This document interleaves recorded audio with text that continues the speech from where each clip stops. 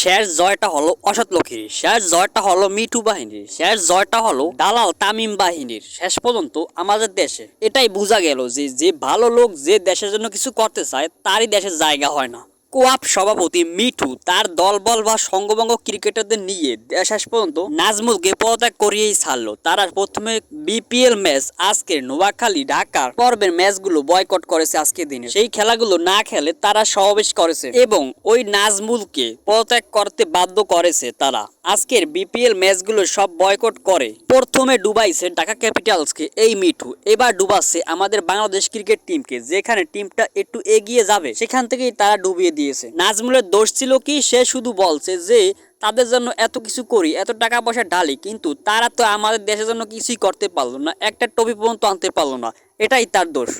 তিনি সত্য কথা কেন বললো, কেন সত্যের কথা বললো, কেন ক্রিকেটারদের নিয়ে কথা বললো? তারা তো টাকার জন্যই খেলে, এটা বলছে দেখে তার দোষ হয়ে গেছে। ক্রিকেটারদের এই খেলা বয়কট করার কারণে আমিনুল ইসলাম বুলবুলের বাধ্য হয়েছে ওই নাজমুলকে পদত্যাগ করানোর জন্য। শেষ পর্যন্ত এটাই বোঝা গেল যে আমাদের দেশে যে সত্যের পথে থাকবে, যে দেশের জন্য কিছু করতে চাবে, তাকেই দেশ থেকে বয়কট করা হবে, দেশ থেকে বাদ দেওয়া হবে। অন্যদিকে বিপিএল এর আজকের দিনের সবগুলো ম্যাচ বয়কট করা এবং বাদ দেওয়ার কারণে দর্শকরা ক্ষুব্ধ হয়ে মাঠে ভাঙচুর করেছে এবং তারা ক্রিকেট কি বয়কট করার সিদ্ধান্ত নিয়েছে। কারণ এই সব অসৎ লোকদের দ্বারা আমাদের দেশের কিচ্ছু হবে না, শুধু আমাদের দেশের টাকা পয়সা খরচ লস। কোয়াপ সভাপতি মিঠু যে সমাবেশ ডেকেছে সেই সমাবেশে দেখা গেছে কিছু কিছু ক্রিকেটাররা এর বিপরীতে, তারা যাইতে চায়নি কিন্তু জোর করে নিয়েছে। তাহার মধ্যে অন্যতম মুস্তাফিজুর রহমান, যে কিনা যাইতে চায়নি, 2-3 বার ডেকে তাহার পরে জোর করে নিয়ে গেছে। লিটন কুমার দাস আরো অন্যান্যরও আছে, কারণ তাদের বিবেকে বাঁচছে, তাদের বিবেক বুদ্ধি আছে। কিন্তু ওইসব লোকদের তো বিবেক বুদ্ধি নাই, শুধু দেশকে ডুবানোর ইফতার।